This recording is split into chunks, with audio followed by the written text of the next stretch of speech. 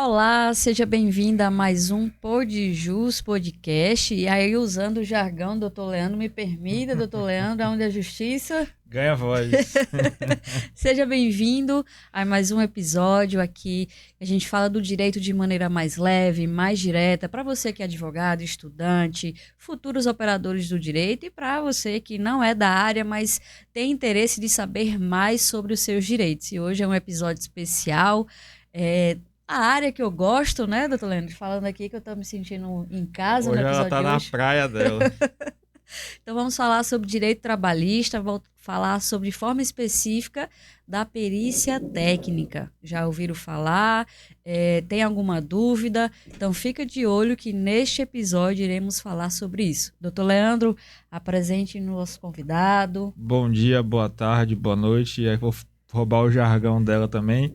Aqui o café é quente e o papo é consistente. Então, Rapaz, tá danado, né? Um roubando o jargão do outro. hoje o nosso episódio é especial com o perito trabalhista. Vou deixar que a doutora Sueli fale e apresente o nosso convidado. Convidar você a se inscrever no nosso canal do YouTube, e se inscreva também nas nossas redes sociais. Nós estamos aqui dispostos a colaborar e vocês também fazem parte dessa engrenagem de crescimento. Então, convoco você que está nos assistindo hoje, acesse nossas redes sociais, clique lá no link do YouTube, compartilhe. A sua colaboração é muito importante para o nosso crescimento. E como a doutora Sueli disse, Podjus Podcast, aonde a justiça ganha voz. Um forte abraço. E a doutora Sueli vai apresentar o nosso convidado. O currículo é um pergaminho, eu costumo falar que é um pergaminho de informações, mas fique atento que o episódio de hoje é muito enriquecedor. Obrigada, doutor Leandro. Então vamos falar. Hoje estamos recebendo no nosso novo episódio o doutor Richard Farias, que ele é engenheiro de segurança e perito trabalhista. Doutor Richard, seja muito bem-vindo.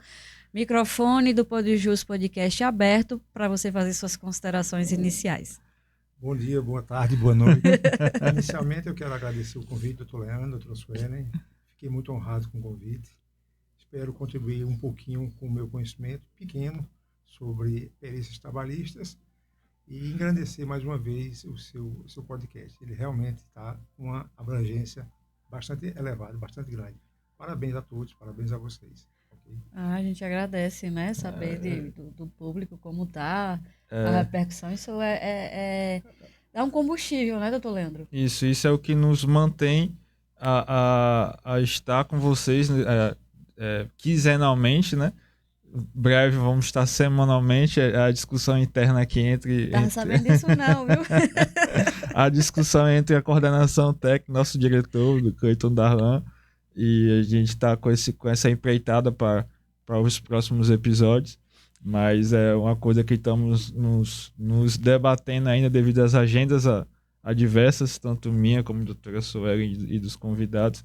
Mas o episódio de hoje, doutor Richard, como posso dizer, ele é essencial dentro da nossa estrutura, da nossa sociedade, né? O direito do trabalho. Apesar de tanto se discutir que o direito do trabalho ia acabar, ia ser redesignado para outra esfera judicial, etc. e tal, mas o direito do trabalho ele tem uma essência porque eu vejo como um pilar da sociedade. Aonde é gerada as riquezas, aonde é gerado os recursos, aonde é gerada a expectativa, aonde é gerado os sonhos, né? E projetos também. Então, o direito do trabalho ele é um pilar essencial da sociedade, né? E para a gente começar aqui as nossas perguntas, para você que está nos assistindo, para quem tem dúvida do que é a perícia trabalhista, né? O que é a perícia no processo do trabalho e qual o papel do perito dentro do processo do trabalho? Ótima pergunta, doutor. Veja bem, após a petição inicial, onde a parte entra com alguns pedidos, em algumas situações ele pleiteia por insalubridade ou periculosidade, ou até mesmo questões de ergonomia.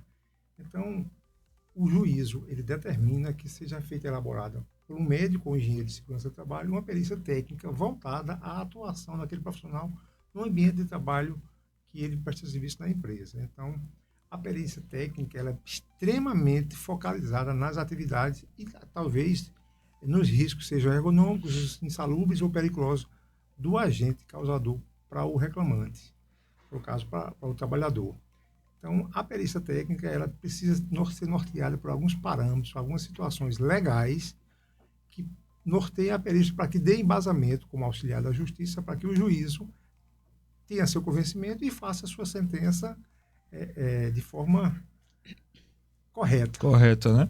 Existe uma diferença prática entre perícia técnica, perícia médica e perícia contábil dentro do processo do trabalho? Sim, são três ambientes totalmente diferentes. A perícia contábil é extremamente administrativa, financeira, mecânica, no sentido de contábil, literalmente, de conta. A de insalubridade ela está mais voltada para se o ambiente do trabalhador ele está ou não inserido no ambiente que possa vir a causar algum mal futuramente insalubre, questões biológicas, questões físicas, questões químicas, algumas substâncias que estejam presentes no seu ambiente de trabalho. Então, neste caso, uma perícia técnica de um engenheiro de segurança vai avaliar os riscos ocupacionais que estão presentes naquele ambiente. Já uma perícia médica está mais voltada, apesar que o médico ele tem essa atribuição, ele tem esse poder de verificar também riscos ocupacionais, estaria mais voltada para a parte médica, a parte clínica daquela gravidade, daquele risco ocupacional verificado no ambiente de trabalho. Então, doutor Richard, a gente pode observar, de acordo com a sua fala, a gente não tem um critério subjetivo, né? Da mesma forma que o juiz, no julgamento, ele precisa ficar voltado à fundamentação, né? E essa fundamentação ela precisa estar vinculada. Então, o perito também tem que ter na sua decisão, no seu laudo pericial, essa fundamentação também? Sim, a fundamentação é fundamental. Basicamente, o perito, nas questões de insalubridade, ele é norteado pelos anexos, o anexo 15 da NR, desculpa, o NR15 e os anexos 14 a 1, do 1 ao 14, ele é norteado por aquele ali. Então, ele precisa verificar no ambiente e depois fazer o link entre a atividade e os riscos, conforme estabelece os anexos da NR15. Cada risco, seja físico, seja químico, ou seja biológico, existem parâmetros, sejam qualitativos ou quantitativos, para que ele possa embasar o laudo dele e municiar o juízo com a sua conclusão, para que o juiz possa fazer sua sentença de forma clara. É porque às vezes pode ser que o direito, ele é assim, né? Às vezes você tem um direito muito bom, porém falta provas para que aquele direito ele realmente seja abarcado e seja conferido por uma sentença do juiz. A gente fala que a audiência é o principal momento, né? Que às vezes a gente não tem prova documental, mas a gente pode ter uma prova testemunhal. Então, faz toda a diferença. E na perícia funciona da mesma forma? O paradigma ele é importante? Ou você olha outros documentos? Me conta como é que você Perfeito. faz.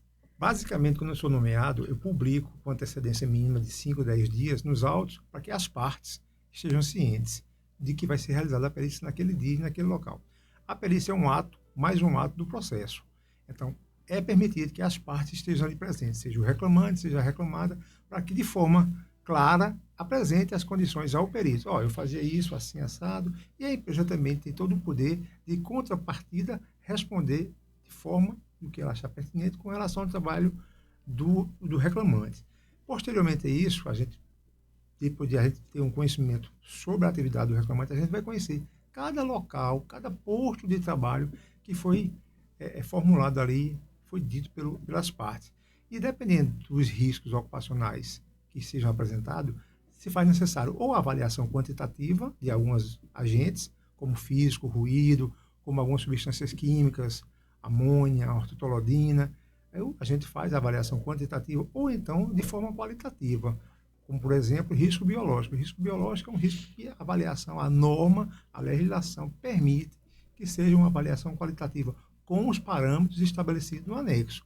O perito ele não cria parâmetros, ele segue a norma, ele não vai imaginar, ele está adstrito à norma, então ele não pode sair dali da norma em hipótese alguma. Se sair, ele sofre penalidade.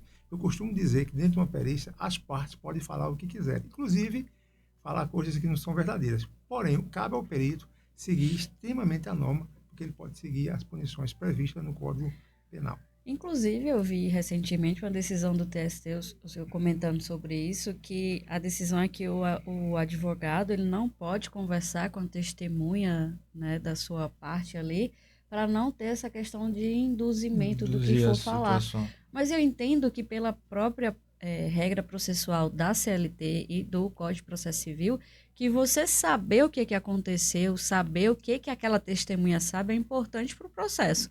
Você não vai estar ali condicionando a resposta, mas saber previamente o que vai ser dito. Eu acho isso importante. Então, o bom do direito é essa modificação, né? Que a gente precisa estar adaptado e conseguir acompanhar. Está bem célere. Toda hora tem uma modificação. Uma portaria nova. Inclusive, teve uma recente, não foi? Dos motociclistas. Eu cito ela já, mas só para concluir esse seu pensamento. Eu adoro quando os advogados vão à perícia. Porque, primeiramente, eles conhecem de fato o que é a perícia, tiram dúvidas que, porventura, podiam ser questionadas posteriormente com os quesitos complementares, que normalmente existem, porque uma das partes, às vezes, não fica satisfeita com o laudo, né? Do laudo pericial, que é perfeitamente plausível, que é perfeitamente normal, inclusive a sua contestação.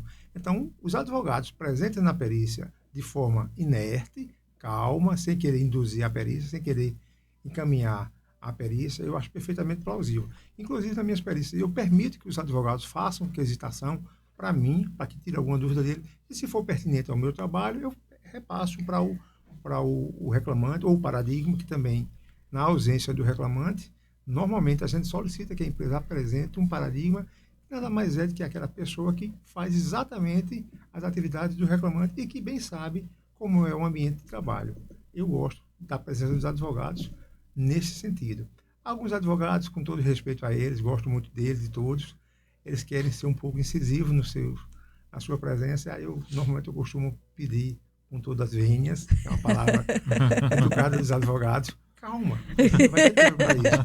Mas normalmente eu faço isso, eu peço um pouquinho de paciência. Deixar que o perito faça o trabalho primeiro, né, para depois contestar, não é isso?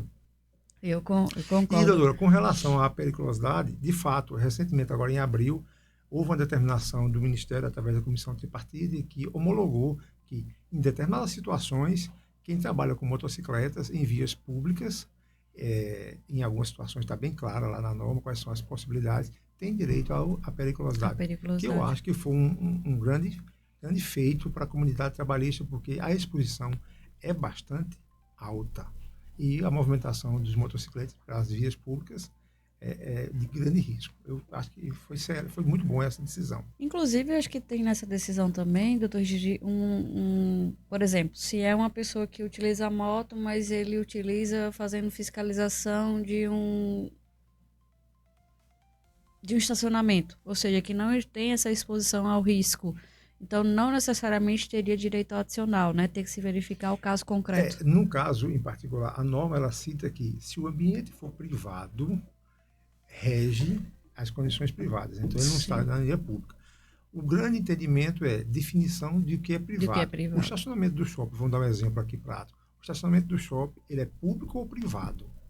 Se for considerado pela lei privado, estaria isento desse adicional. Pelo menos assim está na lei. Se for considerado público, ele está de vias públicas, no caso. Ele vai ser considerado como um ambiente periculoso.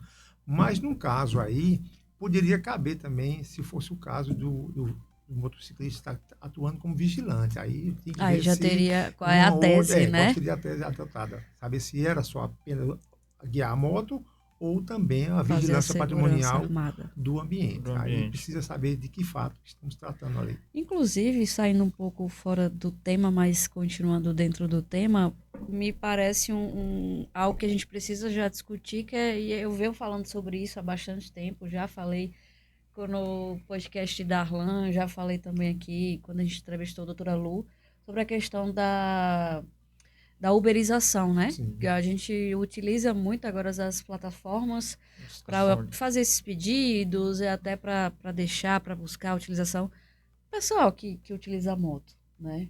não teria direito a esse adicional? Porque se discute vários direitos. A Várias questão da esferas, CLT... né? Ou várias esferas, não, vários ambientes, no caso. Sim. Porque tem a questão do reconhecimento do vínculo, tem a questão de direitos previdenciários, como, por exemplo, o recolhimento do INSS, o recolhimento do FGTS, teria direito ou não, está em pauta. Tanto é que o Ministério Público do Trabalho, né, emitiu uma nota, um parecer, falando sobre isso, que acreditava que deveria ter o reconhecimento do vínculo. Reconhecimento do vínculo. Isso, perfeito. A grande questão aí é que os peritos, nós como peritos, temos que nos ater à CLT. A CLT. Então, se aquela trabalhador, se aquela função não tem vínculo trabalhista, de acordo com a CLT, teoricamente, não teria direito. Para a gente, entendemos que não há como caracterizar a periculosidade, apesar que o risco existe, mas legalmente não é reconhecido. É isso que eu puxo muito, essa tese, porque assim, muitos falam da questão da autonomia. Só que na minha percepção, juro que essa conta não fecha dessa autonomia. Para mim é uma falsa autonomia, ou seja, é uma subordinação indireta que se faz entre as plataformas e os motoristas de aplicativo.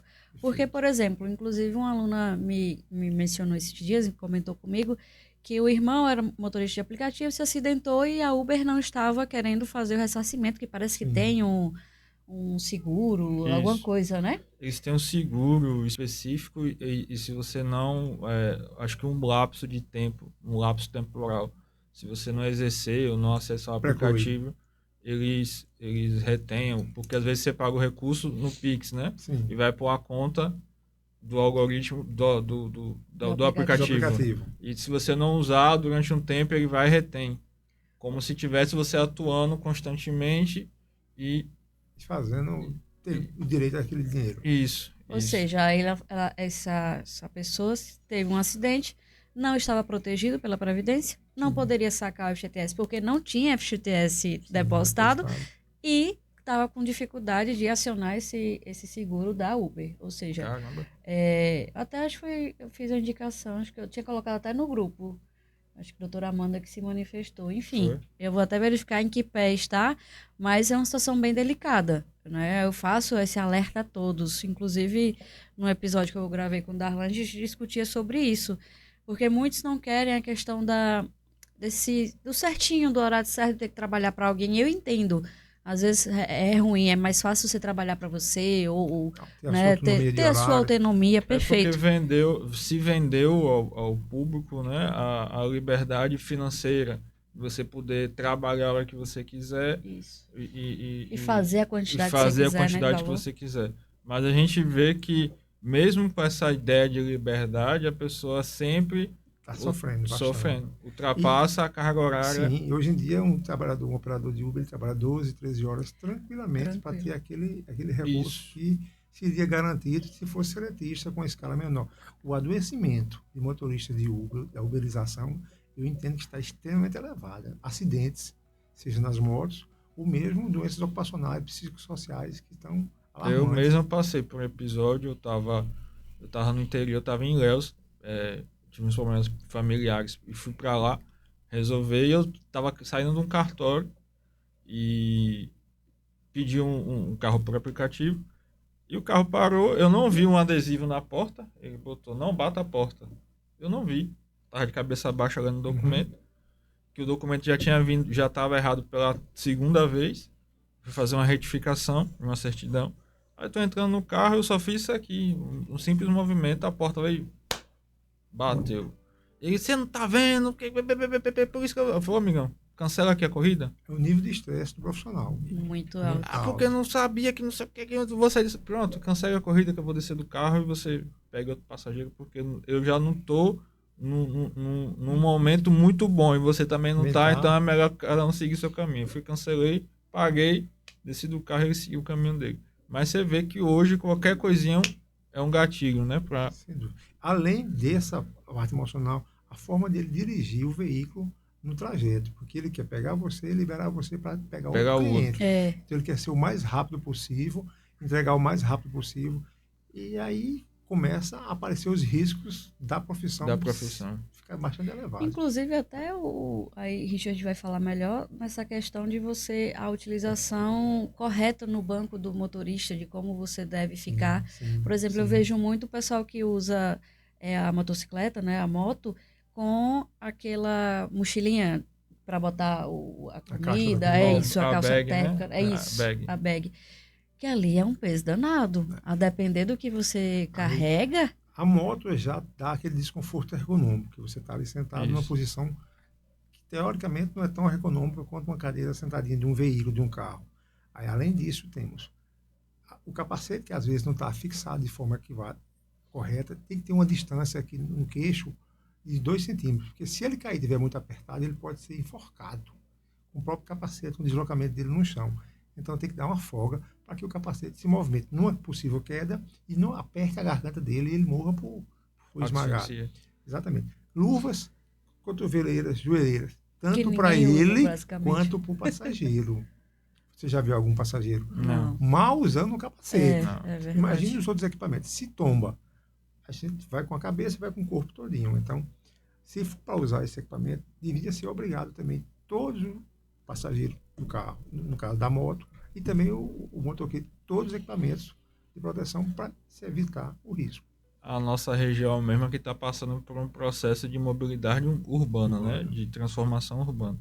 E eu estava esses dias no trânsito observando. É um modo de vivência, mas você vê a intolerância e a irresponsabilidade daqueles que, não querendo generalizar todo mundo, mas você vê o risco que o passageiro passa em cima de uma moto, num trânsito de duas cidades que só se divide por um rio e uma ponte, e é o único canal de ligação entre ambas, apesar que a gente tem as barquinhas, né? Mas você vê a insegurança, entendeu? Que as pessoas estão diariamente expostas. Porque você não tem uma tolerância do motorista normal, do privado, né? Você já não tem uma tolerância do aplicativo, você já não tem uma tolerância, porque você tem horário a cumprir. Sim. Imagina aquele que precisa receber recursos, quanto mais ele fizer. E eu estava observando esse dia, eu fui deixar meu filho num local, e eu contei que tinha 15 motos de aplicativo passando, que nem Sim, pela um direita, corredor direita, esquerda. Gente Vários em corredores. cima da moto. E a pessoa, o cara da moto aqui no aplicativo, e a pessoa atrás também falando alguma coisa. Eu falei, gente, isso é um risco. O cara cair aqui, é ele e o passageiro. E quem assume essa responsabilidade no final da história? Eu já tive a oportunidade de pegar mototáxi, e aí só que eu fiz uma questão. Em primeiro lugar, escolhi uma moto pequena, uma moto baixa, e eu comentei com o motorista e disse, olha, você vai obedecer às normas de trânsito. Você vai cortar, se for necessário, pela esquerda. Não vai ser o primeiro no sinal, pode ficar lá atrás. Eu não estou com pressa, pode ir devagarzinho, coloque seu capacete, eu vou colocar o meu capacete. Se você não fizer isso, quando você parar, eu vou levantar minha perna e você vai andar e eu vou ficar. E eu sou capaz de lhe entregar à polícia por direção prejudicial, perigosa. Aí ele foi bem direitinho, me entregou lá no ambiente que eu precisava levar. Na época eu dava aula na Univasf, eu estava indo para a Univasf. E aí ele chegou lá e falou, se todo mundo disse isso, não tinha acidente. Eu disse, não. Se todo mototaxista tivesse embutido na sua percepção esse tipo de direção, a defensiva, não aconteceria acidente. Eu me lembro do episódio que uma vez eu estava com a chave do escritório da doutora Suela e eu tava em compromisso aqui em Juazeiro, ela foi pro escritório dela, aí ela Leandro, a chave. Eu falei, vixe, eu trouxe. Peraí, eu esqueci de deixar na recepção. Aí eu vou pedir aqui um moto para entregar. Eu sei que esse cara só não me chamou de bonito pelo telefone. E eu falei, não, pode tocar a campainha. Eu vou ter que descer da moto. A gente conversando assim, desça da moto, por favor, que a recepcionista vai pegar. Ou então você bate no portão que ela vai vir abrir o portão para você. Não, E lá é doutor. super acessível, né? E lá é Nada- acessível. Um prédio empresarial, não sei o que, toda movimentação. Não, doutor, não é assim não. A pessoa tem que estar me esperando aqui na porta. Eu falei, rapaz, uma simples chave.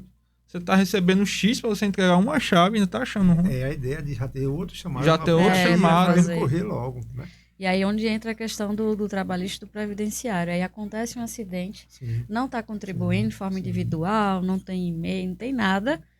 Sofre um acidente, inclusive chegou no escritório esses dias sobre essa situação. E aí, o que eu tenho direito?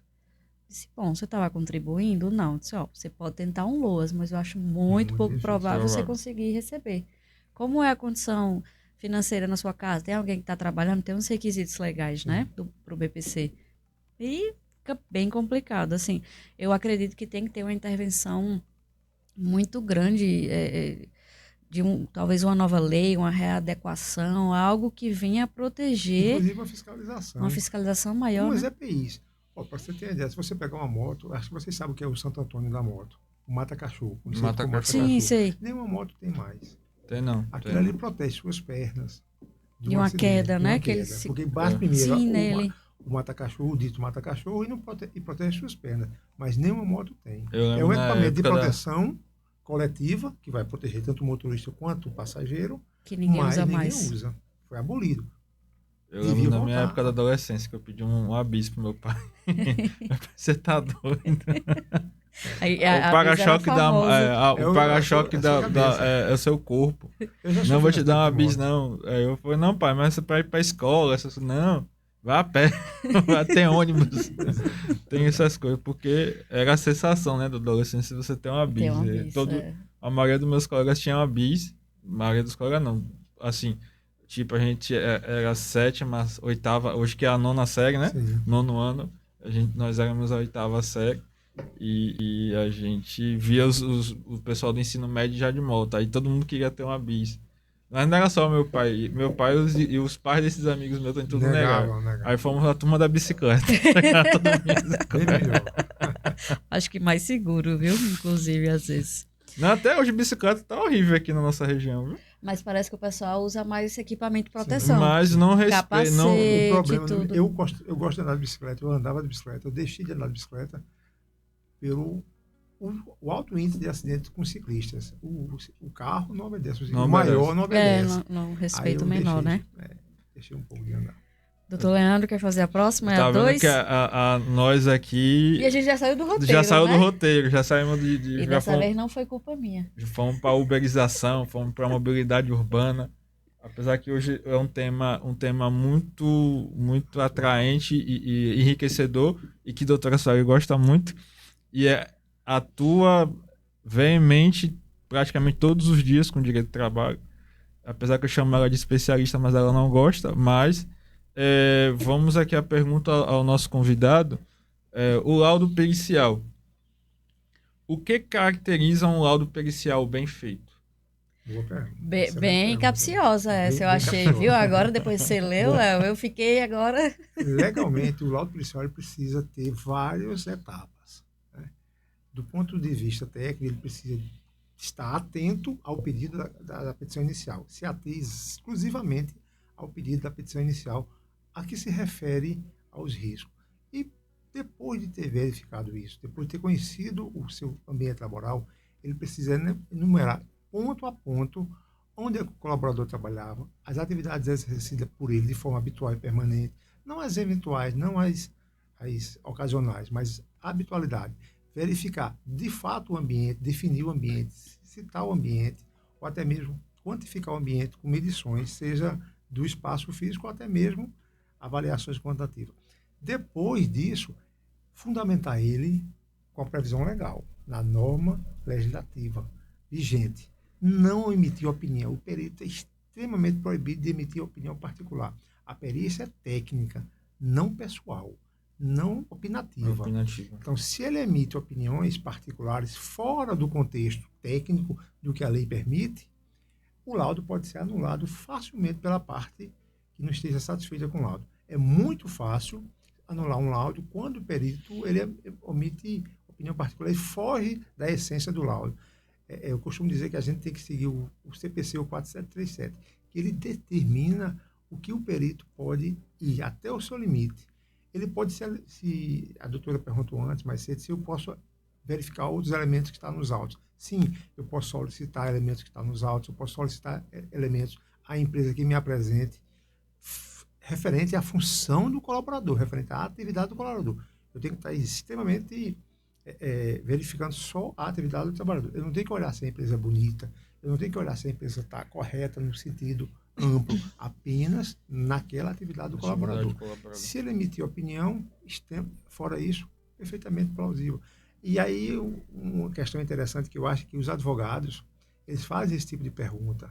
Na opinião do perito, isso, caberia obviamente, normalmente eu digo prejudicado, não faz parte do perito emitir opinião. Opinião. Com relação à atividade do reclamante, a legislação diz isso, isso, isso. E eu cito, eu excluo aquela pergunta de apresentar minha opinião, porque eu estou dando opinião, e minha opinião, com todo respeito a ela, não cabe no momento, cabe extraoficial, numa conversa particular. Mas eu até posso não concordar com a conclusão do laudo no sentido da lei, porém, a minha conclusão vai ter que ser aquela, porque é aquela que a lei diz que é a correta. Tem um tópico que eu gosto sempre de falar, que é a questão da marcação prévia da perícia, né? Sim.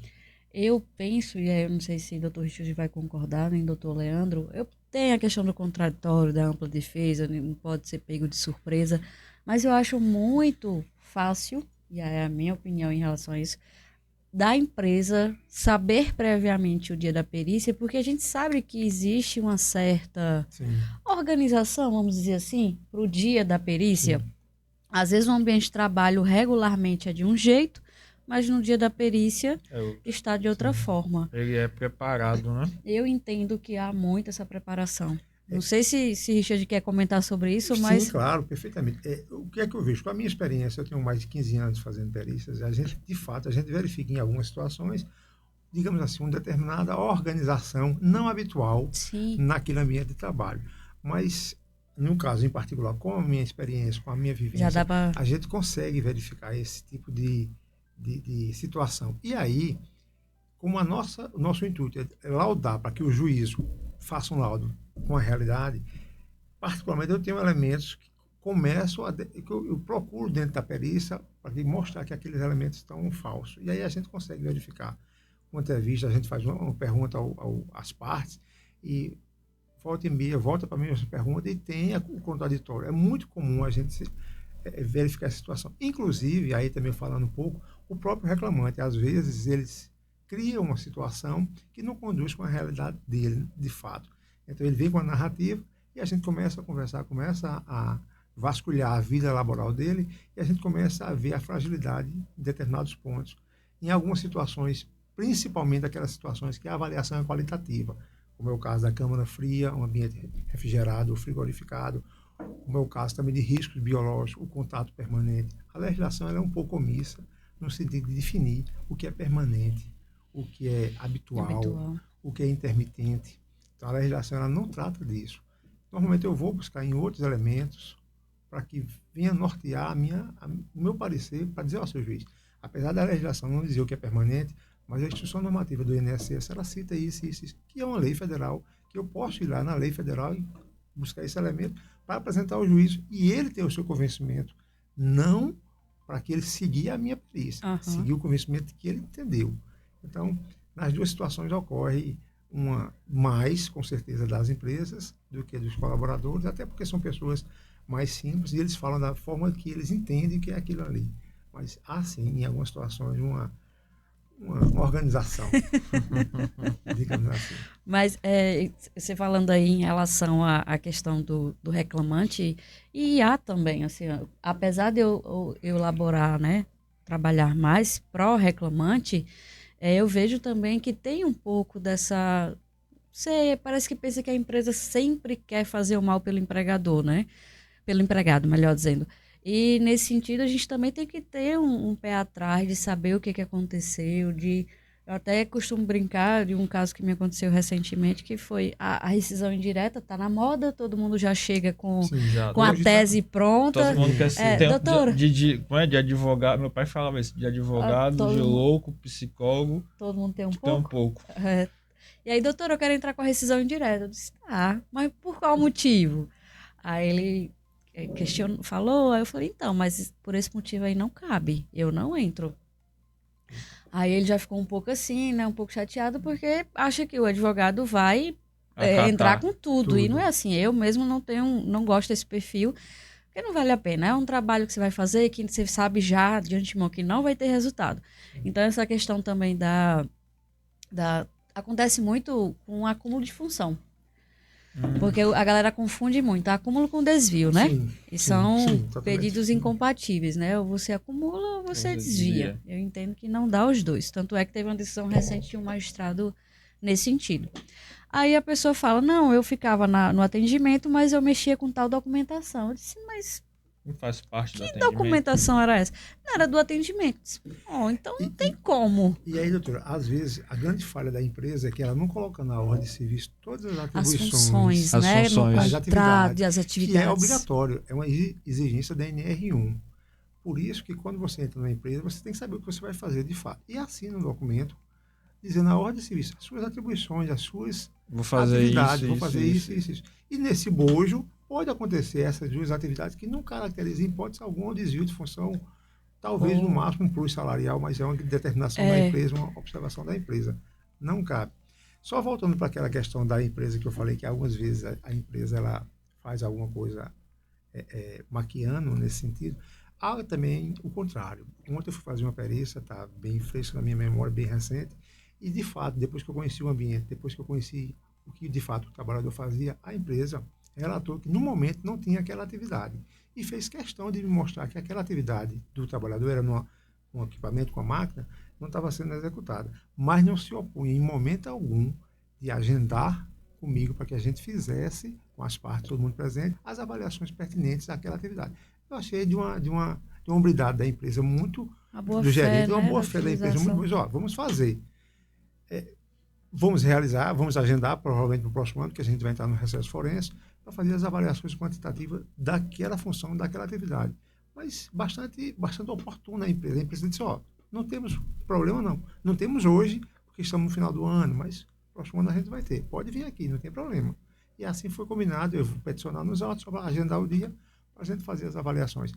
Diferentemente de outras empresas que não tem, não existe, já tem uma negativa geral que para evitar fazer, né? Apesar que o perito também, com determinação de juízo, ele pode fazer o laudo baseado nos documentos acostados aos autos, desde que o juízo acate. Para que não tenha essa má interpretação ou omissão de algum documento por parte da empresa, não colocar o documento e a gente não ter elementos suficientes para ter uma conclusão e embasar o laudo de forma clara. Mas se o juiz acatar, a gente faz também. Acontece muito, Richard, quando a empresa está fechada, né? Quando ela fecha. E aí, se tiver uma perícia anterior, recente, pode usar o laudo como prova emprestada, né? Ou julgar com as provas que já constam nos autos. Eu já fiz muita perícia no sentido de previdenciário, onde a empresa já fechou, foi elaborado o PPP, só que esse PPP está de forma, digamos assim, faltando algum documento ou não está bastante clara. O colaborador ele entrou no INSS, o INSS negou aquela aposentadoria por falta do PVP ou do LTCAT. O colaborador entrou com ação trabalhista pedindo para que que a empresa apresentasse o PPP ou o LTCAT. A empresa apresenta e aí o juiz determina que eu verifique se esse PPP está de acordo com as normas, com a legislação. E aí eu solicito alguma documentação. E nesse caso, como esse laudo vai ser extemporâneo, a gente faz algumas medições se a empresa ainda existir, ou até mesmo com a documentação que a empresa no caso da empresa estar fechada, com a documentação que tinha. tiver. E aí a gente consegue fazer. Se o juiz determinar que a gente possa fazer com essas informações, aí a gente faz tranquilo. E muitas das situações a gente já conseguiu apresentar de forma clara e o juiz e o colaborador conseguiram a aposentadoria especial, porque foi deferido pelo juízo que aqueles elementos eram verídicos, não feito pela empresa ou até mesmo pelo colaborador, que é perito vedado. Do juízo, né? Perito do juízo, foi um documento oficial. Porque é comum os colaboradores, Richard, faça um laudo para mim, não pode. Documento é da empresa, o PPP é da empresa, a empresa tem que verificar e entregar ao colaborador. Ontem mesmo eu fui convidado para esclarecer o porquê aquele documento da empresa não estava sendo aceito. Porque foi um documento feito unilateral pelo funcionário particular, contratou um profissional particular que ele fez. Ele incorre até no artigo 289 do Código de Processo Penal, que é falsificado de documento. O profissional que fez o documento, eu até citei isso na empresa. Ele não pode. O documento previdenciário é da empresa. Feito pela empresa. A empresa tem que dar anuência para aquele profissional fazer aquele documento. Para levar para a Previdência. Ele está falsificando um documento que vai servir de base para uma aposentadoria especial. Então, é um documento público. No caso, seria o PPP. Plano de... Como é? Perfil profissional previdenciário. Profissional previdenciário. Que aí o LTCAT ele só precisa desse documento. Mas o que ele normalmente faz? ele pede que esse documento venha junto com o LTCAT, que o LTCAT é que alimenta o PVP, são documentos previdenciários. Aí, normalmente, o INSS pede o PVP junto com o LTCAT, que teoricamente não precisaria. Que hoje é até obrigatório, né? Para as empresas de médio e pequeno porte. Todo mundo, toda empresa, de um funcionário, a conta tem que ter o PVP, é obrigatório. E hoje em dia está fácil, você consegue já no INSS. Com o E-Social, as empresas, quando lançam o salário do colaborador, quando lançam os riscos para o E-Social, já também lança os riscos. E o colaborador pode, através do seu meu INSS, já ter acesso ao seu...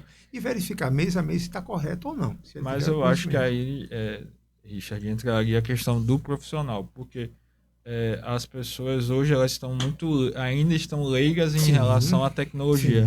Sim. Eu acho que o pessoal tem mais acesso a redes sociais, essas coisas, mas o sistêmico do dia a dia não tem.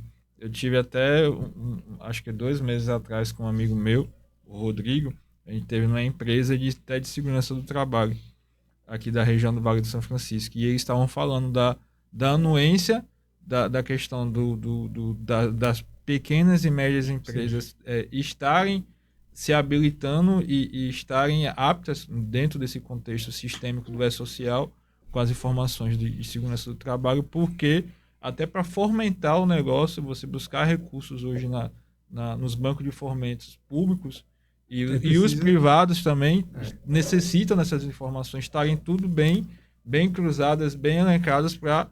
Não adianta você ser amigo do gerente, você tem que ter essas informações tudo corretamente para o recurso, para manutenção da sua empresa chegar. Certo. O que acontece hoje em dia é que as empresas de pequena ou microempresa, de grau 1 ou 2, elas podem estar isentas, se não tiver riscos biológicos, físicos ou químicos, da elaboração dos programas de segurança, o PGR e o PCMSO. Não está isenta de fazer os exames, não está isenta de fazer o controle ocupacional.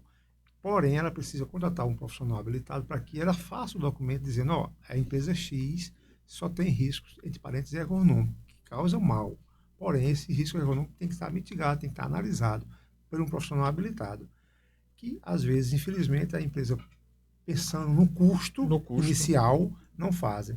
Esquecem que o custo vem lá depois. A gente sentou com alguns pequenos empreendedores e falou, vocês não... Pro doutor, mas é custo. Eu falei, não é custo, é um investimento. Porque se você pensa que isso é um custo, então você não tem a mentalidade de empreender e desenvolver a sua empresa. Porque hoje é obrigatório. É obrigatório.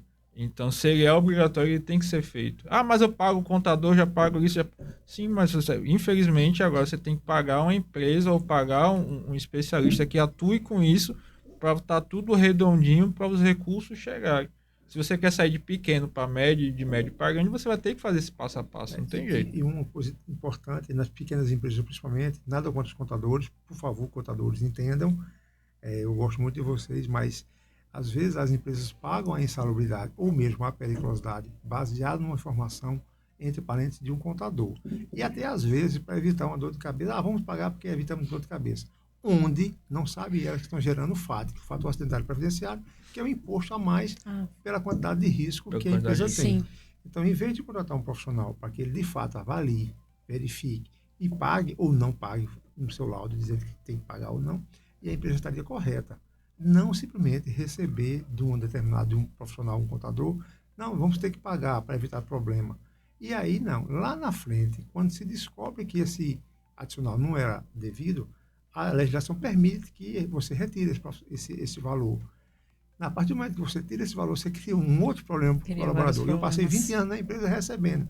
E do dia para a noite me tiraram. Por quê? Baseado em quê? Esse tempo foi assim. Então, que faça o laudo, que faça a investigação e se pague o que é correto.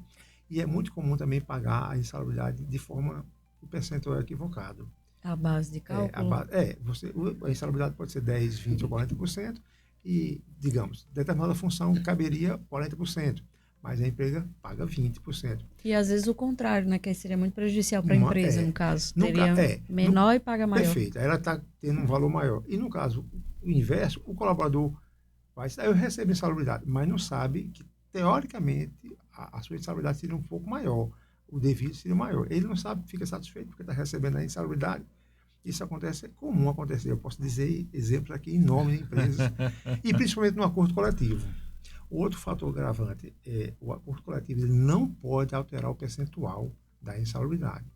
Ele pode até aumentar, parabéns para ele. Mas não, se eu não estou enganado, o artigo 611, letra B, não pode do ser, artigo, que não pode ser objeto de acordo ou convenção coletiva. Pode ser objeto de acordo com convenção coletiva, mas não majorar para baixo, para cima, parabéns. Não diminuir, não né? Diminuir o percentual. E nem excluir o risco. O risco. Algumas situações excluem o risco e outras situações majoram não, diminui o valor do percentual, que também não pode, não. E essa questão, Richard, em relação... Nossa, eu vou falar um pouco de contador. Nada contra vocês, tá? Pelo amor de Deus. Inclusive, nós temos vários parceiros. Um dos nossos parceiros é até contador aqui do podcast. A gente indica, já indiquei tudo. Mas realmente a gente se criou na região muito essa cultura de que o contador ele domina todo o conhecimento técnico. E eu acho isso assim algo que não ocorre na prática. Porque primeiro que é humanamente possível você saber tudo. Eu costumo dizer, eu não entendo nada de penal e não entendo mesmo. E olha, mas você não é do direito? Sou, mas é uma outra área que eu não domino.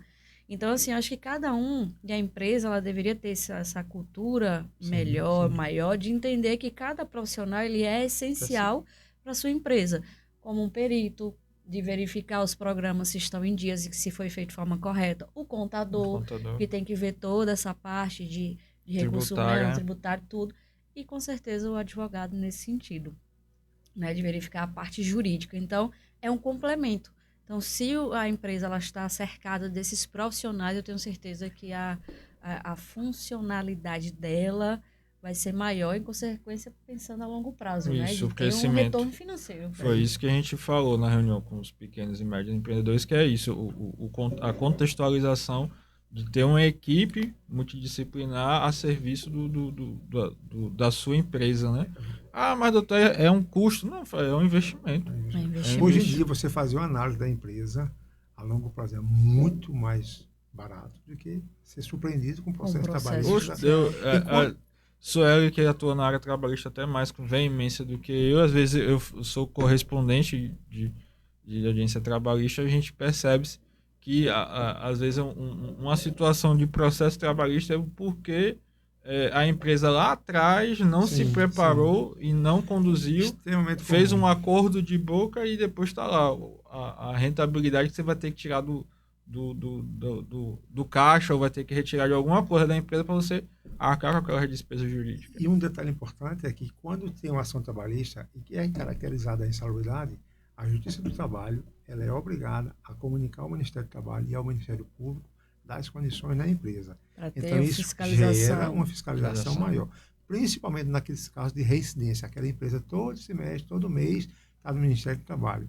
É comum a Justiça informar a empresa para que ela vá lá, o Ministério do Trabalho, a Justiça do Trabalho, o Ministério Público, verificar as condições reais da empresa. E aí gera um passivo maior. Um passivo maior.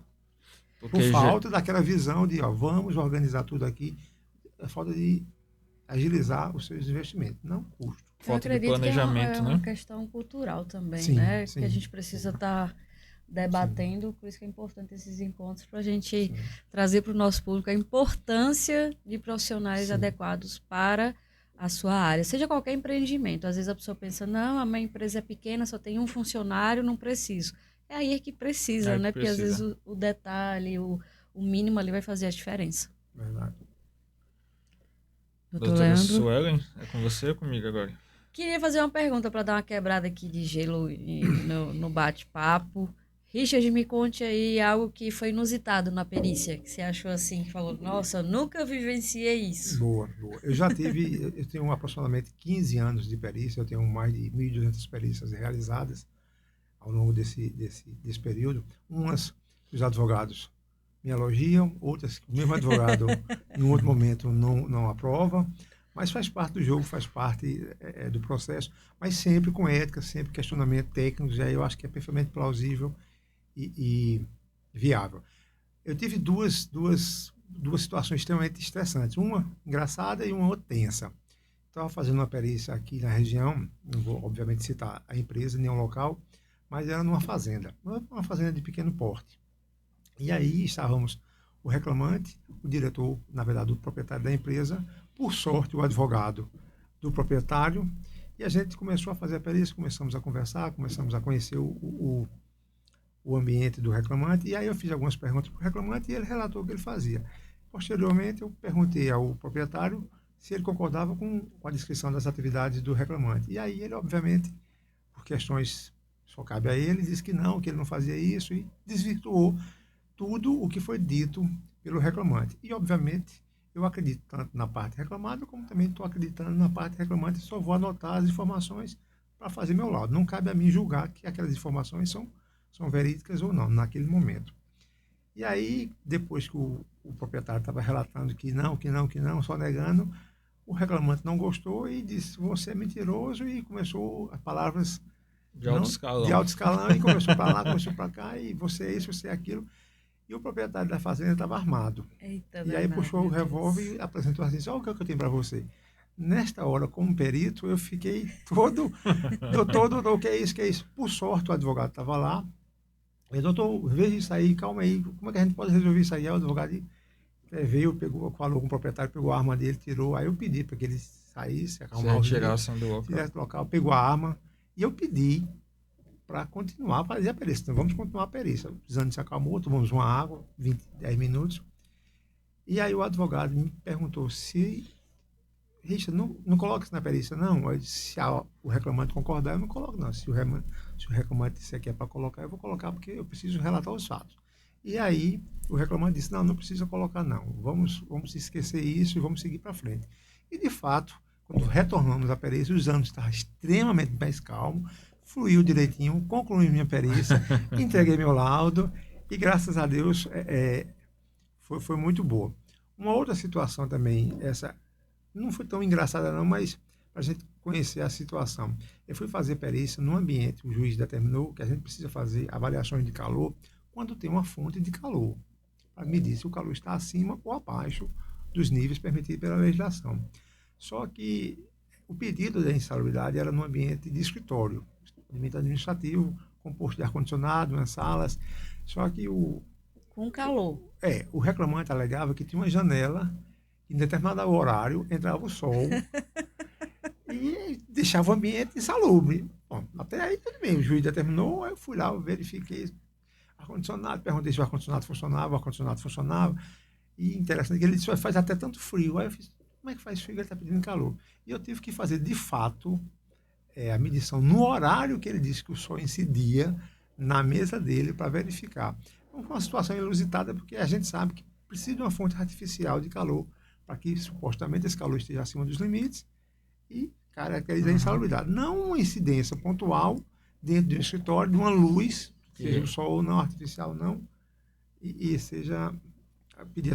Hoje em dia, a legislação não permite mais fazer a avaliação de calor em ambiente que não tenha fonte artificial, a não ser em ambientes fechados, que esteja teto, gesso, um ambiente muito grande, que a irradiação pelo calor irradiante incide dentro do ambiente. Aí a gente faz.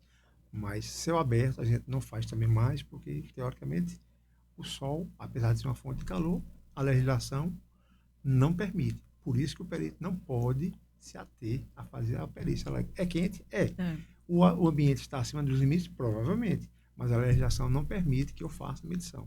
Então, eu coloco o artigo, coloco a lei dizendo que eu não posso fazer avaliação naquele ambiente, por questão de legislação. Não há legislação aplicável. Assim como, interessantíssimo isso, não há legislação aplicável para fazer avaliação de ruído dentro do ouvido. Operador de call center, de handset, que usa handset, não tem legislação atual hoje para que a gente coloque um aparelho chamado mirror, a gente coloca o dosímetro aqui e coloca o microfone dentro do canal auditivo. Porque, de fato, o aparelho está aqui, o handset está aqui e o som está propagando lá dentro. Mas não existe legislação. A avaliação é no ambiente nacional auditiva, aqui nesse ambiente. Inclusive, me falaram sobre essa tese de que talvez poderia gerar insalubridade o ruído da utilização de fone de ouvido. Só que eu não achei diferente. Eu não tenho legislação para aplicar. Eu tenho legislação para fazer a avaliação aqui. Então nesse caso, numa perícia dessa... Eu faço avaliação... Colocando aqui. Sim, sim. Entendi. E aí, aquele o dosímetro. né? A gente coloca, porque Porque o dosímetro tem que ser colocado na zona auditiva. Onde é a zona auditiva? De acordo com a Fundacentro, a norma que regulamenta os procedimentos de avaliação, é 15 centímetros dessa área. Então, eu posso colocar aqui, posso colocar aqui, posso colocar aqui. Normalmente eu coloco aqui. E eu não posso nem colocar muito próximo do pescoço, porque existe a reflexão. O som bate e volta para o aparelho. Então, ele está sendo inserido por dois ambientes. Esse que está vindo e esse que está refletindo. Né? E eu ainda preciso... Esse microfone aqui, ele tem uma capa protetora para evitar... Porque o som o que é? Propagação do ar, da onda sonora. Se eu ficar soprando, o aparelho não vai saber se é minha voz ou é um sopro. Ele vai dar o pico de ruído. Sim. Então, o abafador ele tem a finalidade de quebrar o vento, o volume do vento, para não dar o pico. Aí a gente coloca o aparelho aqui e fazemos a avaliação. Não existe previsão legal para a gente fazer lá dentro. Se fizer, o perito está legislando. O perito está criando procedimento. Aí é fácil de derrubar também, de impugnar o laudo, por falta de previsão legal. É uma falha? Provavelmente. Há de se corrigir, sim, mas quem vai fazer isso é a comissão tripartite, lá no Congresso, entre os trabalhadores, os empresários e o governo, e aí define qual é o procedimento a ser realizado, não o perito. Por isso que sai um pouco dessa subjetividade, né? Que às vezes o trabalhador, a própria empresa, dependendo do lado, acha que o perito tem, né? E funciona como às vezes os advogados, um braço da justiça, né? De tentar solucionar o caso que foi colocado ali. Porém, ele não pode sair das normas legais. O perito ele não é o poder, ele é o dono da lei. Ele tem que seguir os procedimentos legais, os procedimentos adotados. Inclusive, uma das coisas que me permite gostar dos advogados é que, de certa forma, ele está me vigiando ali também, está me policiando até o meu limite. Na hora da perícia. Que me conforta a dizer, Richard não é aqui o todo-poderoso, não. Vamos seguir os trâmites legais para ser imparcial. Imparcialidade em primeiro lugar, para depois fazer um laudo. Obviamente, esse laudo nem sempre vai ser favorável. Alguém vai ficar triste, né? Alguém vai ficar triste. Mas a minha convicção, eu até posso errar, mas eu erro em plena convicção de acertar. Isso aí não tenho a menor dúvida. Claro. Principalmente nas questões qualitativas, nos riscos qualitativos, que são os biológicos e que são os, do meu ponto de vista, frio. São duas avaliações qualitativas que tempo de permanência não é bem definido e risco biológico de forma permanente. O que é forma permanente? É todo dia, toda hora, o dia todo. Aí são opiniões qualitativas que dificultam. Normalmente a parte reclamada que não fica satisfeita, a parte que não fica satisfeita vai questionar pela falta de definição de permanência. Assim como o perito ele não pode se ater às súmulas, o perito se atém às normas. Eu, em particular, nos meus laudos, eu me atenho às normas, mas em algumas situações eu cito a súmula só para mostrar ao juízo que tem aquela súmula, existe aquela súmula. Porém, a decisão é dele se vai utilizar ou não, não do perito. O perito se atém às normas. Até porque, pela própria legislação, o juiz ele não fica restrito ao laudo, né? Ele pode ter uma decisão diferente do laudo. Pode ser. Se ele se fundamentar, tiver a fundamentação correta, ele pode se ater ao laudo sem menor problema. Sim. Doutor Leandro, quer ir para os nossos apoiadores? Vamos ser os nossos apoiadores, dar um pausa aqui para o doutor Richard respirar um pouquinho, tomar água. Vamos lá, os nossos apoiadores. Se você é empreendedor, microempresário, você tem uma empresa, tem uma marca e quer alinhar a sua marca ao melhor podcast jurídico do Vale do São Francisco e do Brasil, que nós estamos atingindo as métricas muito acima da expectativa até nossa, da nossa diretoria. Aí está o WhatsApp, está o nosso QR Code, entre em contato com o nosso time comercial, a sua marca vai ser muito bem-vinda e o seu projeto também vai ser muito bem-vindo ao nosso contexto e vai estar nos apoiando e também vamos estar divulgando a sua marca para um público específico e originário. Vamos aos nossos apoiadores. Como tudo que se alia ao Podjus Podcast, a VIP, que era VIP Contabilidade, hoje é VIP Gestão Contábil. Você que tem a sua empresa e precisa de uma empresa especialista em gestão contábil, entre em contato com a VIP Gestão Contábil. Aí está o WhatsApp 87996168853. Entre em contato, terá um time à sua disposição. A Escolinha de Futebol Boleiros do Vale. A Escolinha de Futebol Boleiros do Vale está localizada ali no campo da ABB de Juazeiro, com a equipe sub-5 ao sub-12, de terças e quintas das 16, o sub-5 ao sub-8, e das 17 às 18, o sub-9 ao sub-12. Então leve seu filho, faça um treino experimental com o professor Bruno, ele estará lá de braços abertos para recepcioná-lo. Inclusive, estava tendo um campeonato, doutor Leandro, esses dias, eu vi você postando. Vai ter um campeonato né? hoje, lá Onde? na Arena Nixon. Convida logo o pessoal. Às 15h30 vai ter o jogo do Sub-13. Às 16h30 é o jogo do Sub-10. Meu filho joga no Sub-8 e no Sub-10. Então, o pai tem que se desdobrar. Então, fica você convidado a acompanhar os jogos hoje lá na Arena Nixon, ali no bairro do Tabuleiro, em Juazeiro. O aplicativo, vem aí o aplicativo que mais aguardado do momento é o aplicativo Garagem, um aplicativo voltado para você que tem veículo e você também prestador de serviços a veículos, né? Estética, mecânica em geral. Então, em breve o aplicativo Garagem estará na palma da sua mão. A Inexus Vale do São Francisco, a empresa de marketing digital. Se você tem uma marca, você tem uma empresa e quer impulsionar sua marca no meio digital, entre em contato com o pessoal da Inexus. Aí está o Instagram da Inexus Vale do São Francisco. É uma multinacional com a sua sede, a matriz fica em Orlando, Estados Unidos, e aqui na nossa região tem um diretor credenciado e disposto a ajudá-lo na impulsionar sua marca no mercado digital. E o nosso parceiro de dia a dia, o Estúdio 74, sob a direção de Cleiton Darlan.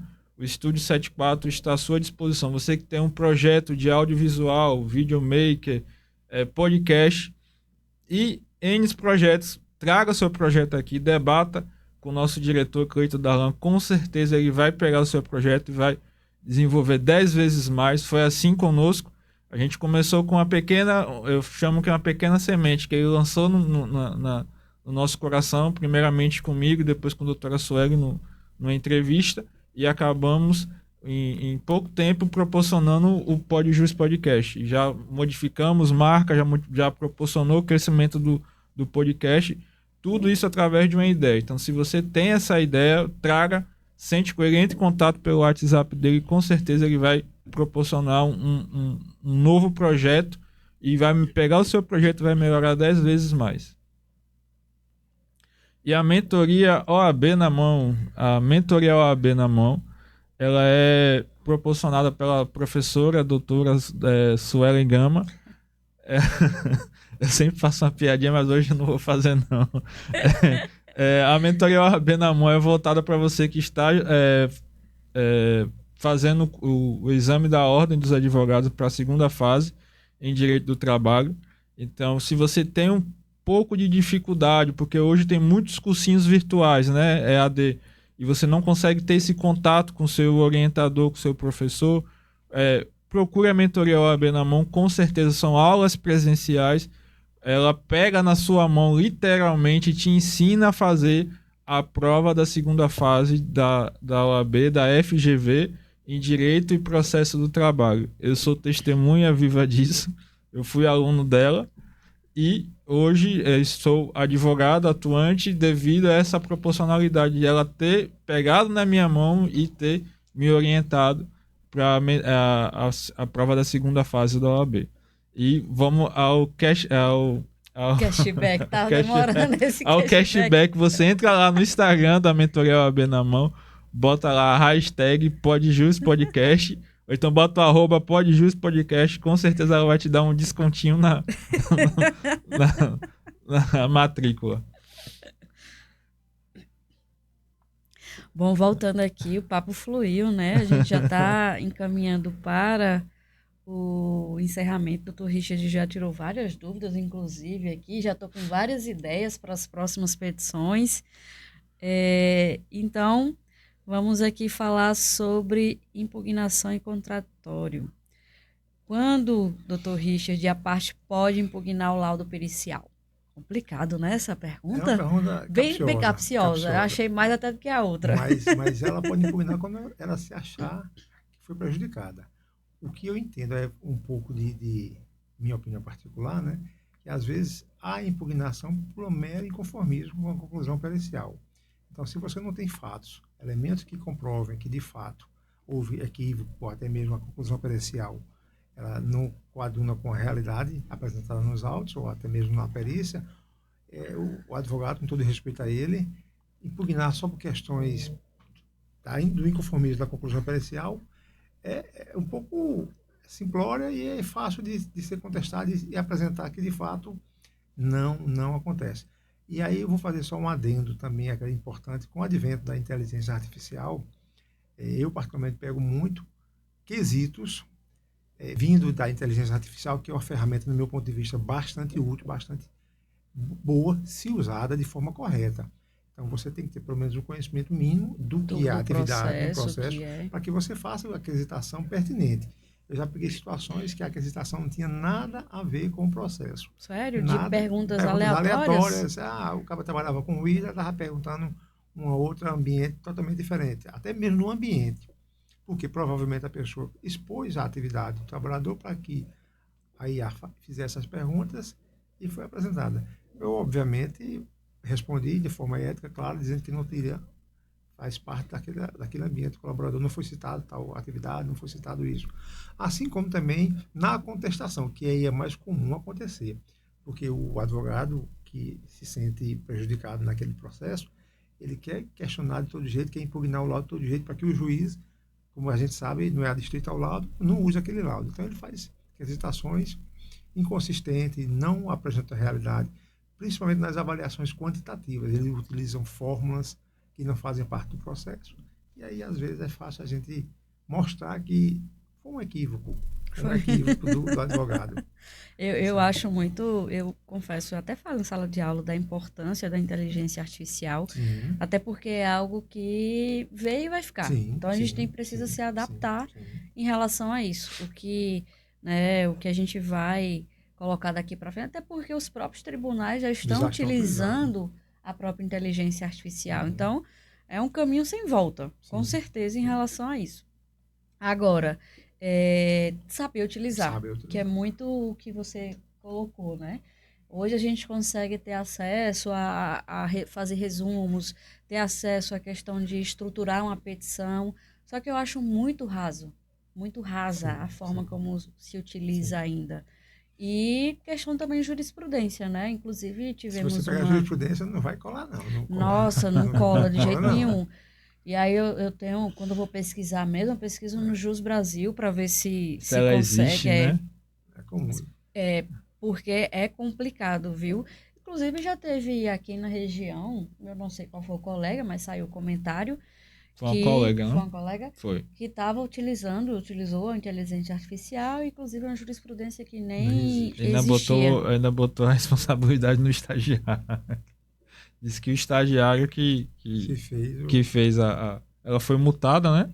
Em juízo, aí a defesa foi que o estagiário que fez o peticionamento e acompanhou, né? E uma coisa importante também, doutor, você me fez a pergunta lá no início, não lembrei agora. O perito ele tem prazos para entregar o laudo. Ele não pode ficar de eterno com o laudo na mão, atrasando o processo trabalhista, que, do meu ponto de vista, é bastante rápido. E ele pode ser, sim, multado, além de ser destituído, ser multado pelo fato de não ter entregue o laudo no prazo correto, né? Que acaba até atrasando o andamento processual, sim. Não é isso? Vamos aqui, então, para umas perguntas rápidas antes do encerramento. Richard, que dica você daria para advogados iniciantes lidarem melhor com a prova pericial?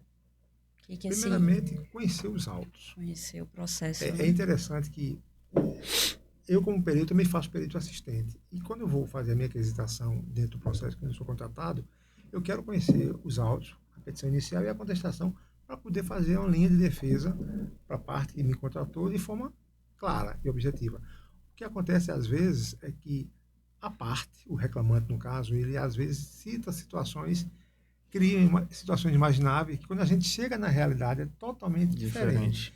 Então, isso deve acontecer com o advogado também. O cliente vem para ele com a ânsia de ganhar, a ânsia de ter aquele benefício, cita várias coisas, e o advogado faz a petição inicial baseada nas informações clássicas que foram repassadas para ele. Porém, na realidade, não é isso. Então, de fato, é conhecer a atividade, conversar com o seu cliente, mas em todas as situações, em todos os pedidos que, porventura, sejam estabelecidos, para, de fato, saber se, Não de só da fato, perícia, tem né? noção do que está acontecendo. E eu peço encarecidamente que acompanhe a perícia, acompanhe o processo, porque às vezes acontecem situações que não foram relatadas lá, mas fazem parte do bojo, e aí ele pode sim, futuramente, se achar necessário, pertinente, fazer as considerações e, quem sabe, verificar que aquela atividade, de fato, condiz com a realidade que o reclamante. Então, ter o conhecimento da causa em si. Hoje em dia está muito incômodo, muito comum, com todo respeito a eles, os advogados TikTok, que pegam o processo de São Paulo e botam as petições, não conhece o reclamante, só conhece até através do WhatsApp, através de um vídeo, uma pequena... E fazem os pedidos os mais aleatórios possíveis. Não vou dizer absurdos, porque não cabe a mim, mas o mais aleatório possível. E quando a gente vai ver, na realidade, tem um custo processual, tem um custo com a perícia, e eu acho que até, de certa forma, macula a imagem do advogado, do meu ponto de vista. E aí, aproveitando essa deixa, até dou uma dica também para o jovem advogado, que assim, às vezes a gente está tão na ânsia de começar, de ter uma resposta, de ter cliente e tudo, que a gente acaba pegando todas as causas. Eu sei que no início é difícil, quer dizer, não só no início, a advocacia difícil, não vou aqui criar, florear, porque é isso, mas a gente precisa de persistência, mas no início eu sei que ainda é mais difícil. Então, se você vai pegar uma causa de consumidor, de previdenciário, de trabalhista, de penal, que você pegue realmente uma causa que tenha fundamentação jurídica. Não pegue por pegar, achando que vai conseguir resolver, que às vezes é um tiro no pé, eu costumo dizer. Ao invés de você trazer um respaldo para aquele cliente, de ele talvez até indicar outros clientes, você já se queima ali na hora. Então, é importante. E também com a questão do que foi narrado, né? Fazer uma ficha de atendimento, saber o que está sendo pedido. E às vezes quando é algo assim que você vê que está fora um pouco da rotina de certos pedidos, pedir para o cliente assinar. Né? E saber o que pedir também, porque chega muitos casos às vezes no escritório dessa questão que está acontecendo recente do acúmulo e do desvio, né? E eu às vezes nem peço, quando eu vejo que é algo assim muito próximo, por exemplo, não, é uma pessoa que trabalhava aqui no podcast, porém ela fazia um café para tomar e fazia para Leandro. Eu entendo que isso não é acúmulo. Então, às vezes as pessoas confundem um pouco, porque foi contratado só para fazer aquela função, aí entra naquele erro da questão de descrever todas as atividades, deixar bem claro na hora da contratação. Mas, por exemplo, eu não faço esse pedido. Eu prefiro investir em outros pedidos que eu sei que o retorno vai ser maior do que um pedido que eu posso pedir? Posso. Tem fundamentação jurídica? Tem. Mas eu acho que vai ser deferido? Não. Então, não vou perder tempo de uma produção de uma prova testemunhar ou de uma prova documental se não vai ter retorno. Então, eu fico muito nesse sentido também. E o importante é sempre estudar, né? Sim. Sempre estudar, sempre conhecer cada vez mais. Aí eu vou fazer um comercial meu agora. Eu gosto de estudar, eu estou fazendo direito. Estou no 9º período de direito. Inclusive, eu vou ser minha professora e eu vou aqui aproveitar o momento para reafirmar o convite para você ser a minha orientadora do meu TCC. Ai, agora, ao vivo! Eu fui pega de surpresa agora. Devo estar vermelha, vocês sabem. Devo ter. Agradeço, fico feliz pela... Eu aprendi muito, porque a gente tem a teoria e a prática. Então, com você lá na sala de aula, a gente ia muito por orientação, por prática. Pela prática. Vá para a vara, assistir a audiência, porque tem situações que acontecem ali no cotidiano, como estudante, só acontece lá. Às vezes a gente fica muito limitado em sala de aula, porque a gente tem um conteúdo teórico. Doutrina. Por mais que eu leve a prática, eu não vou conseguir levar tudo. Tem coisas que até hoje eu falo, meu Deus, e isso? O que foi que aconteceu aqui? Muito bom, é muito importante. Então, a prática leva não a perfeição, mas a aproximação do que você... A motivação. Exatamente. Eu costumo dizer para meus alunos que o romantismo do direito está no livro. Sim. Está na doutrina. A prática, você vai sentir a dor do dia a dia, do decorrer do direito, até de um atendimento, você vai sentir na prática, no dia a dia. Quem tem condições de investir na prática, invista, porque lá na frente você vai sentir o resultado. Sim. Eu geralmente pego turmas iniciais, né? Então, a galera tá meio eufórica, quer saber como é que é, coisa e tal. Às vezes, doutor, mas é assim. Não. Infelizmente, vocês têm que sentir um pouco na prática. Vá, como a doutora Sônia fala, vá lá pra vara, Sim. acompanhe as audiências. O pessoal gosta muito de penal, né? Quer ser Penalista. igual um professor meu chamava todo mundo de penaleiro. Penaleiro, penaleiro. Você quer ser penaleiro? Então vai lá assistir no Tribunal do Júri, vê como é a essência, começa a anotar, não só assistir, anote, porque tem gente que tem mais memória fotográfica, né? Então anote, vai lá, escreva, porque lá na frente você vai perceber, não é isso que eu quero, eu vou para outro caminho, vou para isso, vou para aquilo. Eu, particularmente, eu vou muito à audiência, eu assisto muito à audiência. E aí, como eu tenho uma certa, não vou dizer amizade, mas um conhecimento com os juízes daqui da primeira, segunda e terceira, de Petrolina em particular, quando acabar a audiência em uma audiência e outra, eu normalmente eu deixo os advogados saírem e normalmente eu faço uma pergunta de uma dúvida que eu tive. Doutor, isso aconteceu. Por que o senhor fez isso? Por que o senhor fez aquilo? Dicas práticas, né? Dicas práticas. Porque aí vai, quando eu for um dia advogado, espero ser, próximo ano, se Deus quiser, no final do próximo ano, eu saiba como atuar na frente do juiz. Até que ponto eu posso ir? Até que ponto eu posso questionar a parte? Para saber os tratos dentro do ato. Isso não ficar... É que tem um pessoal que é meio intolerante, não se chama nem intolerante, é meio quer ser avassalador, quer ser litigante, quer demonstrar que tem conhecimento em mesa de audiência. Eu já vi situações de mesa de audiências do juiz se exaltar com advogado, eu estou representando a reclamada, e o juiz se exaltar com a reclamante. Porque o advogado da reclamante ou a advogada da reclamante insistia numa pergunta que já foi respondida até 3 vezes a mesma resposta, e o juiz fala: doutora, você tem certeza que você quer conduzir essa? Quero. Mas doutora, por que você está insistindo nessa? Então aí já dá um indeferimento ou impugnação de imediato. Sim, então vamos entrar com embargo, vamos entrar com agravo de instrumento, um agravo de petição. Então se torna tudo um contexto para litigar e não para solucionar. É verdade. A gente, inclusive, a faculdade traz muito isso, né? De você tem que sair litigando com todo mundo, mas às vezes um bom acordo resolve muito rápido. Resolve. Inclusive, agora a gente já tem uma disciplina de mediação e conciliação. Eu tive na faculdade que eu estudei, tive mediação e conciliação.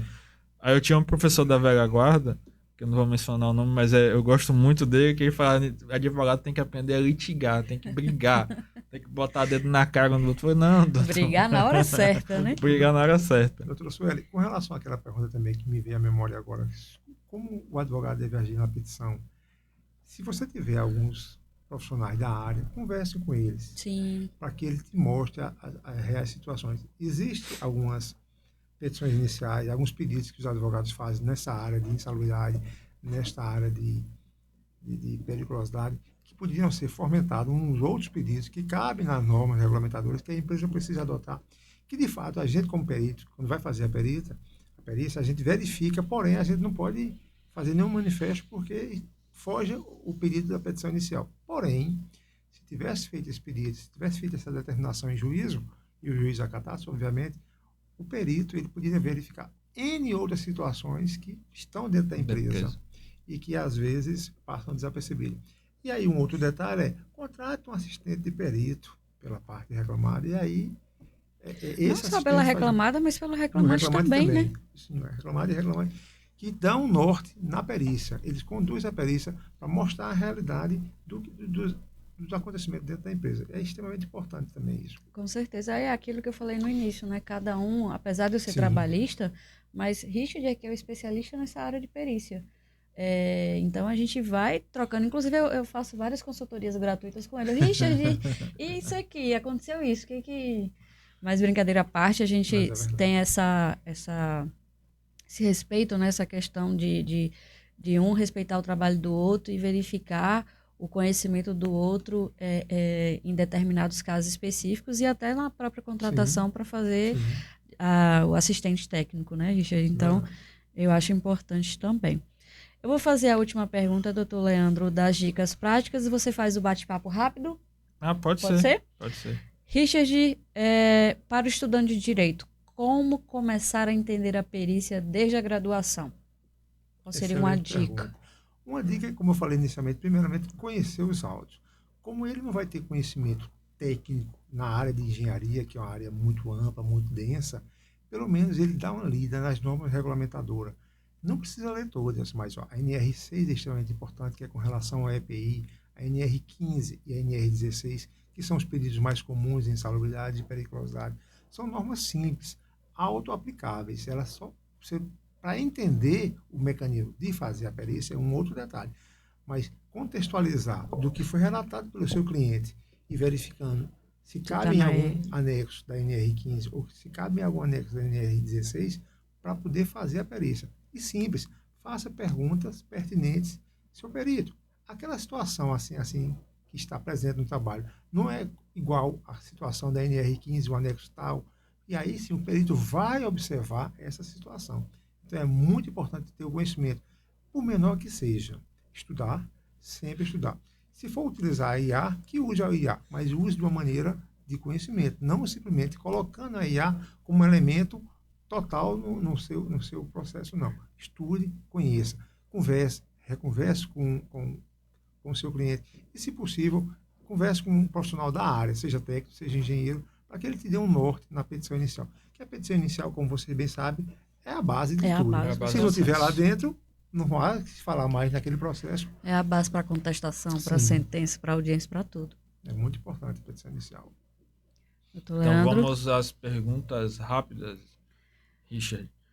Perícia é mais uma ciência ou uma experiência? Acho que são os dois. É uma ciência porque você precisa obedecer normas, mas tem que ter uma experiência para conhecer o que de fato acontece no momento da perícia. Cada perícia é diferente de uma outra perícia. Pode ser a mesma função, pode ser a mesma empresa, pode ser a mesma atividade, mas cada uma tem sua peculiaridade, porque estamos lidando com o ser humano. E cada ser humano age de forma diferente naquele momento. Então, uma informação passada por um reclamante pode ser totalmente diferente de um outro reclamante. Inclusive, a conclusão pode impactar na conclusão. Então, conheça bastante. Um bom quesito pode salvar um processo? Sim, extremamente. Um bom quesito, bem fundamentado, bem alimentado, bem amparado, ele tecnicamente obriga o perito a responder e aquela resposta é fundamental para a conclusão pericial. Não aquela pergunta, cabe insalubridade? É muito, cabe insalubridade onde? Então, uma pergunta. Conhecido o processo, a atividade do reclamante, ela é fundamental, é muito fundamental. Um laudo pericial é uma sentença disfarçada? Não. Um laudo pericial é um ato que faz com que o juízo tenha o seu conhecimento e o seu convencimento para que ele julgue o que ele achar necessário. Pertinente, né? Inclusive, guardando o laudo do profissional num cantinho lá e nunca utilizá-lo. Se você pudesse mudar algo na cultura da perícia trabalhista no Brasil, o que você faria? Ou seria? Eu, assim, não é que... Eu gostaria muito que os advogados, como eu já relatei, estivessem presentes, para que visse como é o processo trabalhista, como é o processo da perícia, e não simplesmente através de uma cadeira fria, pegar o laudo, analisar o laudo, e por questões de ele estar diante de um laudo, de um processo, impugnar o laudo pelo mero inconformismo. Então, se ele conhecer de fato a atividade, estamos trabalhando, o perito, o engenheiro, ele é muito técnico. Ele não está apegado à emoção, ele não está apegado à causa. Ele está apegado aos princípios deles, éticos, e assim à legislação. Então, quando ele emite o parecer, com todo respeito, ele tem convicção plena do que ele está colocando na lei. Pelo menos um bom perito, um bom profissional, na verdade. Então, ele está com plena convicção do que está aquilo ali, é aquela realidade. Não pelo mero achismo dele. Já o advogado, com todo respeito a ele está, entre parênteses, de um lado da causa. Ele precisa ou defender uma parte ou defender a outra parte. Então, por isso, ele vai procurar brechas que talvez não tenham para impugnar. Impugnar por impugnar. Então, eu acho que é mais ou menos isso. Qual qual a mensagem final você deixaria para quem atua ou pretende atuar com a perícia? Bom, como advogado, futuro advogado, eu gosto muito dessa área trabalhista. Então, sempre estude para saber como atuar nas perícias, para fazer a fundamentação, a aquisitação adequada àquela atividade. Não fazer uma aquisitação por fazer uma aquisitação genérica, que de certa forma não vai trazer elementos para que o perito busque aquela situação que você está pedindo, pleiteando, o pedido, seja pelo reclamante ou pela reclamada. Fundamento de forma profissional. Como engenheiro, eu digo também que sempre atue, estude. Eu gosto de fazer perícia por 3 motivos. Tem um lado financeiro, sim, que é importante, mas tem um lado do estudo, do conhecimento, de atualização. E também tem um lado, do meu ponto de vista, emocional, para sentir-se pressionado. Eu gosto daquela coisa, ser esticado. Adrenalina, para dizer, vou fazer isso, vou fazer aquilo. Sempre está estudando, sempre está atualizando. Recentemente, agora em abril, saiu uma legislação da periculosidade para motociclistas. Ela já entrou em vigor, já saiu, ficou suspensa e voltou agora. Então, a partir de agora, muito provavelmente, vai surgir algumas questões com relação a isso. Se você não tiver atualizado na norma, na legislação, você vai fazer um laudo pericial que não vai ter serventia nenhuma no processo. Eu gosto dessa área. Eu também gosto. Ela como sua professora, não falou, não, você tem perfil para ser advogado trabalhista, né? Ela não chegou para você e falou isso. Os alunos me chamam de prolixo na sala de aula, eu falo demais. Mas Richard gosta, eu já tinha conhecido o Richard assim, de perícia, né, profissionalmente, e aí tive a oportunidade de encontrá-lo em sala de aula, e aí ele não fez perícia nesse período, tá? Não. E é um profissional também... Não fiz perícia como ela atuando como advogado. Isso, perícia em outros processos. É isso que a gente quer dizer. Ela tem essa mania na mentoria, principalmente. Ela tá na mentoria, ela olha assim pra você tem perfil de advogado trabalhista. Já trago todo mundo pra área, mas Richard já estava, então foi mais fácil. Ela gosta de trazer todo mundo pra área. Eu falei, rapaz, você vai fracionar o mercado do direito de trabalho. O sol nasce pra todo mundo. Exatamente. Eu queria agradecer, primeiro, por ter sido surpreendido em relação ao TCC. Com certeza aceito o convite. Vai ser uma honra e uma responsabilidade, né? Porque Richard já está aí na lida há mais tempo, mas o desafio é grande, mas eu aceito.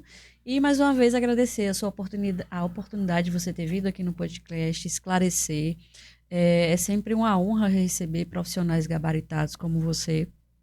E o seu tempo, porque a gente tenta ser esse ambiente agradável, mas eu sei que há um tempo de preparação, de vir para cá. Então, só gratidão pela sua participação. Espero que você retorne mais vezes. A gente sempre faz a edição 2.0, é isso? 2.0. 2.0. Então, deixa aberto para o próximo... Já estamos beirando o final de ano, né?